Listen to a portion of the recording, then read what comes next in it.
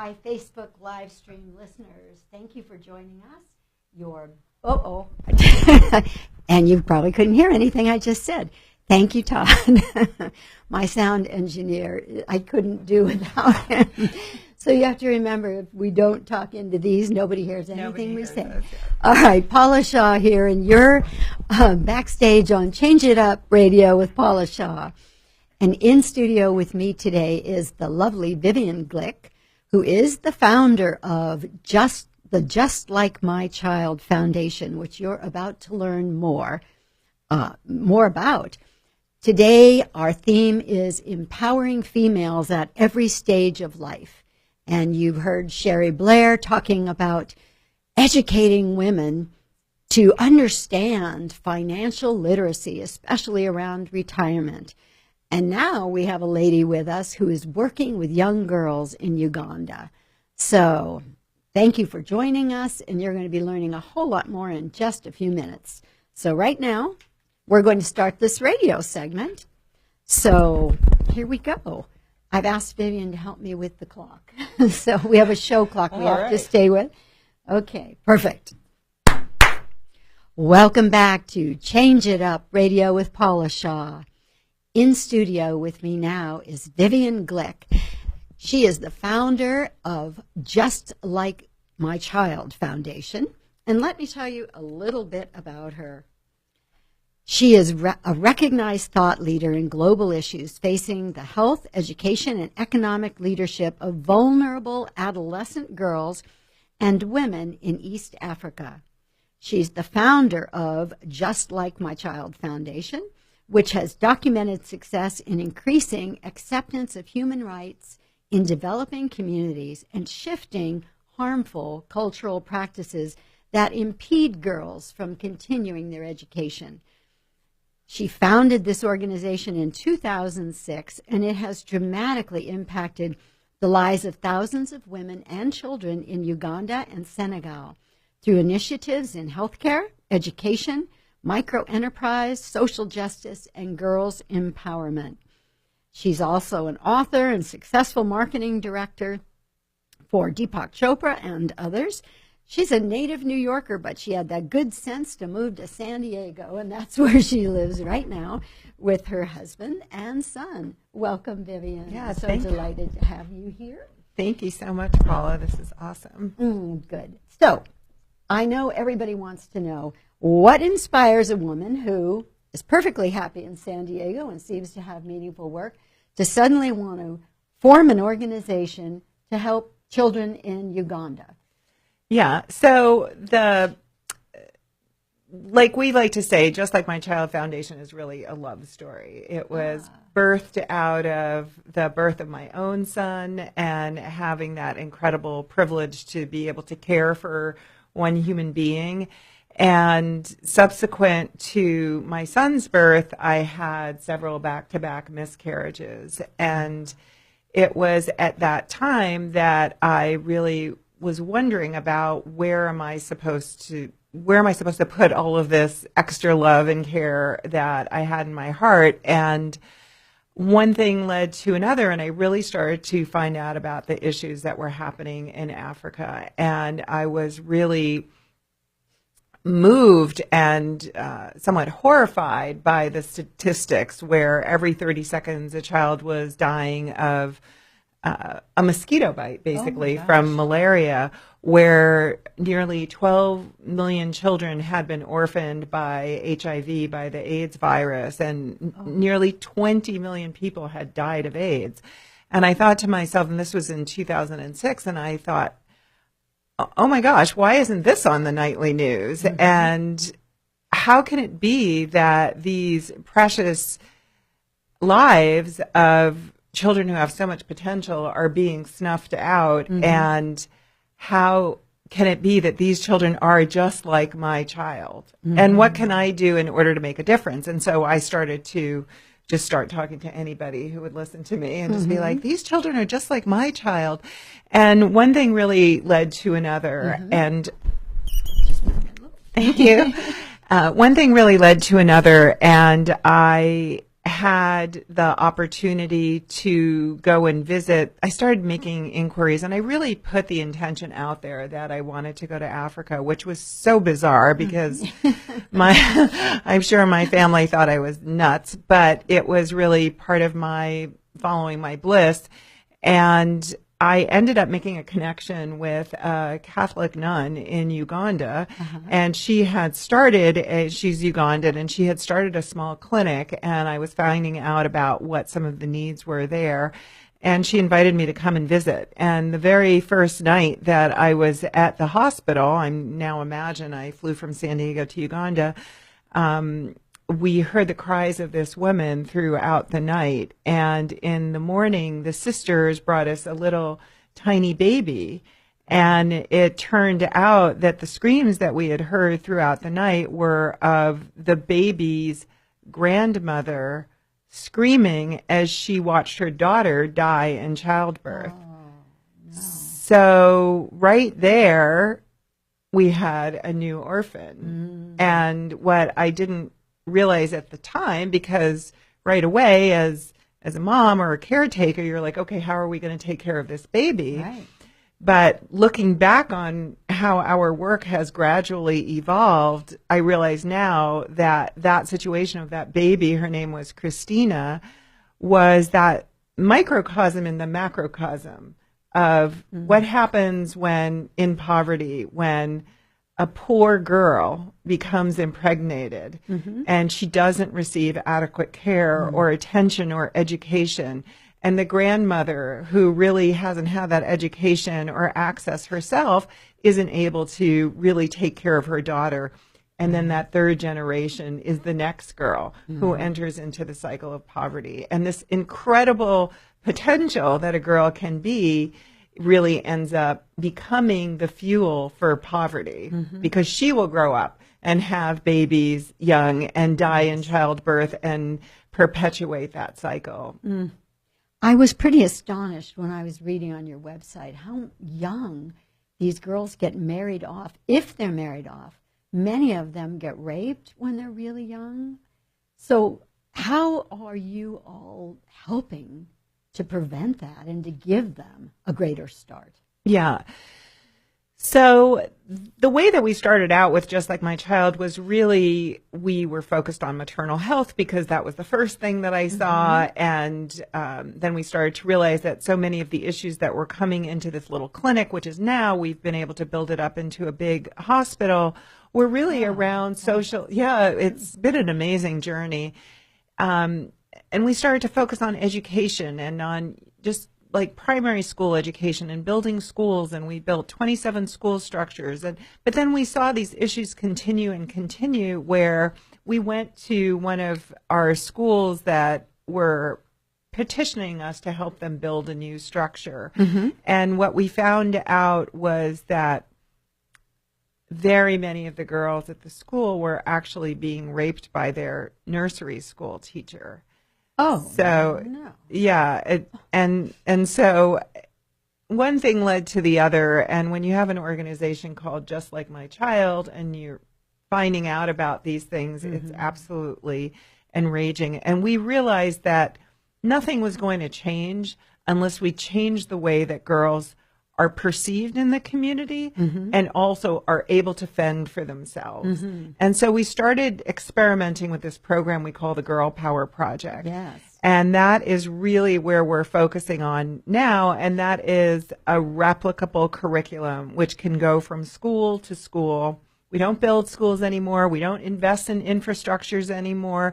We don't give a hand out. We give a hand up. And that is really by putting the power into the girl through her voice and into the community by educating community members about human rights, the importance of girls, the value of girls, and how they can be so financially successful and viable for the community, and why it's important for them to stay in school. So as you saw on our website, we were asked to join Michelle Obama's Let Girls Learn initiative. And that whole initiative was about removing the obstacles that keep girls in school. And that's really what the Girl Power Project is about. Wow, that sounds like an amazing program. It's been amazing. So in the beginning, were you actually building schools and building the clinics and that sort of thing? Yeah. But now you're focusing more on presenting programs to the people in the communities. Exactly. So, exactly. and what are you seeing? What kind of results are showing up in these girls? Are they staying in school and doing all these things? Yeah, so we are really fortunate because we've been able to have implement a monitoring and evaluation program that measures where the girls are in terms of their attitudes and beliefs with their own value and their knowledge about how you become pregnant, how you contract HIV, the power of their own voice, about understanding what their human rights are. And so we've been able to measure from the beginning, we work with 12 to 15-year-old girls, how much their attitudes have shifted and their ability and belief that they have power over what happens to their own bodies. Yes. And there's a dramatic shift from the beginning of the program, which really takes place over a 2-year period of time. Because if you really think about it with our own kids, I mean, you can't just come in and drop an idea and expect a kid to get it. Right. Now, you take a kid who's got so many other issues facing them, including vulnerability, poverty, hunger, chores, really feeling physically at peril just even walking to school. So you really have to have focused time with them. Yes. And it's been a tremendous data that we've been able to collect. And now we are actually going back. I'm traveling on Friday back to Uganda with Texas A&M University, a group of students, graduate students who are going to come in and help us measure the shift in the attitudes of the parents, the teachers, the lawmakers, the community leaders, because as a result of the Girl Power Project. So we're super excited about that. And how long has the Girl Power Project been going on? We started it in 2009. We started implementing this program in the schools that we had already built. We built 7 schools. But then since then, we've branched out to dozens and dozens of schools that we've been able to take the program to. So, and we've gotten more and more calibrated about how we deliver it. So we are delivering the exact same program. Oh, that's great. Just like the McDonald's of girls empowerment. So we know exactly the product that children are receiving and how it's measured, how it's implemented. So nothing's haphazard. That's so great. And we'll talk more about that when we come back after this break. All right. Okay, live streamers, we're just going to keep rolling here. But first, we're going to take a moment to regroup. Yeah. So I want to be sure that we ask you for a number if people want to donate or volunteer or anything, you know, what you need. Okay. So let me make myself a note, a big note.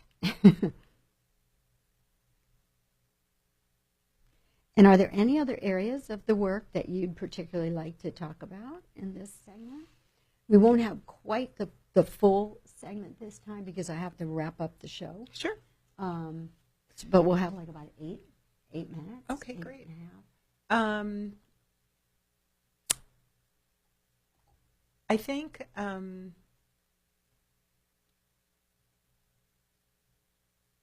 I think maybe talk a little bit about how donors lives are changed because of their involvement in this work, and sort of how we connect donors to this work, and how we really feel as though this is a universal issue. It's not just about girls in Africa. Yes. Oh, yeah. Yeah. And that's actually one of the questions I wanted to ask you. Yeah, because absolutely. so many people, you know. All right. Yes. If you'd hit the white button, and then the red one, and then the green one, we'll do it. Welcome back to Change It Up Radio with Paula Shaw. In studio with me today is Vivian Glyck, the founder of the Just Like My Child Foundation, which is doing amazing work in Uganda. She's been telling us about the Girl Power Project, which is a great project they've been doing for several years now. And they're leaving on Friday to go with a group from A&M University in Texas A&M. Texas Yeah. A&M to measure the results of this project, which is really all about educating these young girls in Uganda, teaching them more about themselves, their bodies, the potential that they could actually have in life with education and that sort of thing, correct? Yes, and the power of their voice. You know, I want to ask you a question before we get back into that, Vivian, because, and I mean this, I mean no disrespect, but I've heard people say this kind of thing over and over again. Why help people in Africa when we have poor and hurting people here? Yeah. So there are so many answers to that question. First of all, it is very inexpensive to make profound progress in Africa. And the receptiveness is very, very broad. It costs us $100 to spend 2 years with a girl. Get out. Exactly. Oh, my God. And so for us to have a profound impact is much more affordable. Plus, on the whole, the vulnerability of the children, their vulnerability to falling through the cracks is very, very high there. So as you'll see on my site, I was in a vulnerable situation, just growing up in New York with my family and at the hands of my own parents. And what I was able to do ultimately was to receive social justice because there was a legal system in place. There was child protection in place. I was able, once I found my voice to speak up, I could get protection. The big difference is girls in Uganda don't have that. So just like My Child and the Girl Power Project really fill in that gap. And I also firmly believe we're so concerned about instability around the planet, around fundamentalism. You know, the future is female. And once we start seeing that it doesn't matter where we are, and listen, we face a lot of these issues in the U.S. as well, and that's part of the work that we're doing is to bridge this gap. There's no difference. We all face the same issues about our self-esteem, our voice, etc. And so part of our work, just like My Child and with the Girl Power Project, is to bring all of our voices together, that women should feel empowered just by investing in girls all over the world. And we know how important it is. So we can help the girls next door to us just by being present, or the girls in our own home. And we can help the girls on the other side of the world because we have got to come together and really raise up feminine power on the planet to match the masculine power, so that we can heal some of the issues that are going on and that we're also frightened about and sort of disoriented about. Yeah. Oh, I love that. That's beautiful. And I think we're so much more at a time now where we get it that we're all one. Yes. And that what we do anywhere changes the energy on the whole planet. That's right. And that is a huge thing. So you have found your spot in Uganda. And by the way, if people want to help with this work, how do they learn more? How do they donate if they'd like to donate? Sure. So we have our website, justlikeMyChild.org. You can find out more information about our work. You can see where our funding goes. You can see our financial transparency and go on there and be able to make a donation just by clicking the donate link. You can also set up a campaign on Facebook. You can learn more about us at Just Like My Child Foundation on Facebook and Just Like My Child on Instagram and Twitter. We're getting really good at that now. Oh, good. I know. It's a necessary evil, isn't it? For sure.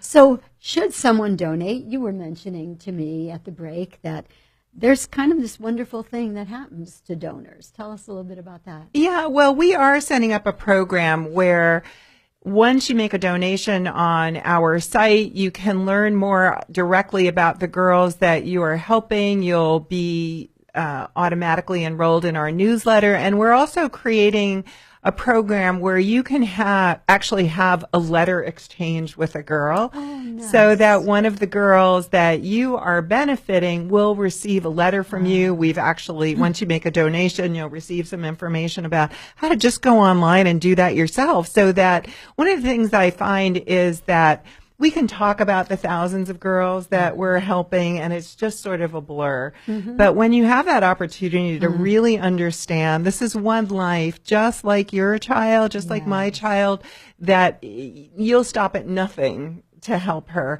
And so once you become connected with us, you'll have the opportunity to upload a letter. You'll be able to receive a letter back from a girl and to really see the impact of your donation. And everything that we do is really about sort of erasing that that sort of invisible barrier between us and them. And we're also creating a program where we're going to be able to bring women here in San Diego together in order to, we're calling them gatherings, in order to just connect and understand and meet other women who are profoundly committed to the health and well-being of their family and to the planet. So just by becoming involved with Just Like My Child, you're going to be able to fill yourself up more as well. Oh, that's beautiful. So there'll be different meetings all over the county? Yes. And they'll be called Just Like My Child? Gatherings, yes. Okay. Yeah. Very cool. So you're working on many, many levels. And before you started Just Like My Child, what was the educational picture for girls in Uganda? Well, it still is there because our footprint is growing. But in the communities where we're working, 50% of girls drop out of school before they get into secondary school, which is sort of our junior high school. So they may get through what is called primary 5 or primary 6, which you could equate to maybe 5th or 6th grade here, and that's it. Wow. Yeah. But are they going longer? Is there more? Within the groups of girls that we are working with, yes, they are having more success and continuing on to secondary school. And we know that, of course, education is the key to giving a woman her full opportunity to be all she can be in life. Yeah. So you're changing the mentality is what I hear you saying. They're thinking differently now because they've been given this opportunity. It's extraordinary. To see the value. Yeah. Yeah. And if a girl, for every year that a girl stays in school, she has fewer children. Her financial empowerment and potential increases significantly. The health of her children increases significantly as well as her own. The documentation is out there. Oh, it's so great. Clear across the world. It works. Yeah. Yay! And thank goodness for organizations like Just Like My Child. And thank you to your son. What is your son's name? His name is Zach. Zach. Thank you to Zach for sharing you with thousands of sisters that he now has in Uganda, and your husband, Mike, because I'm sure you spend a lot of time doing all these amazing things you do, Vivian. Yes. It's a work that takes up a big chunk of life, but when it's fulfilling and it's your passion, then it really doesn't seem like as much work, does it? Yeah, and I'd just like to quickly add that we reach as many boys as we do girls. Oh. Yes, but because boys traditionally in every sector have had more investment than girls, we empower girls and we enable boys to be empowering for girls. So we've got a Boy Power project as well, but our main focus is uplifting the girls. Oh, I love that. I love that. That's kind of what we always say here, too, at Change It Up Radio, that we're about, empowering women, but we love men that help to empower Exactly. women. That's what it takes. And support them. Yeah. It does take that. So I love hearing that you're doing it on a little younger level there, but it's happening on the other side of the world as well. Yeah.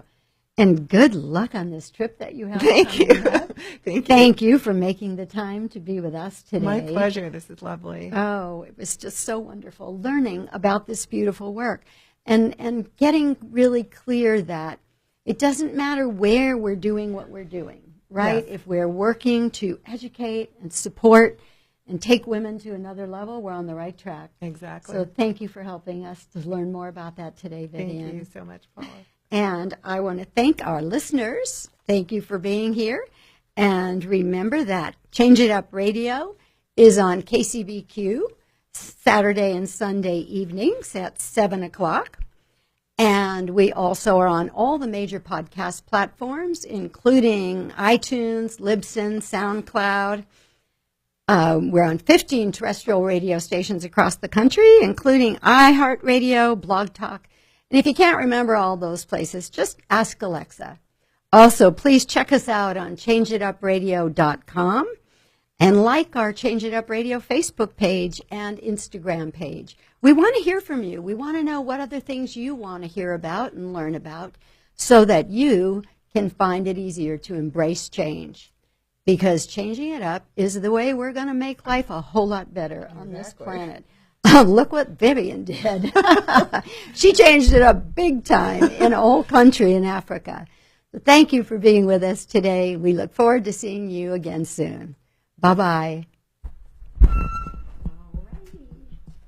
Let me just turn that up. We just want to say thanks for joining us to the Facebook live stream listeners. Thank you. And don't forget, you can learn more about this lovely lady at justlikeMychild.org, right? Exactly. Thank you. All right.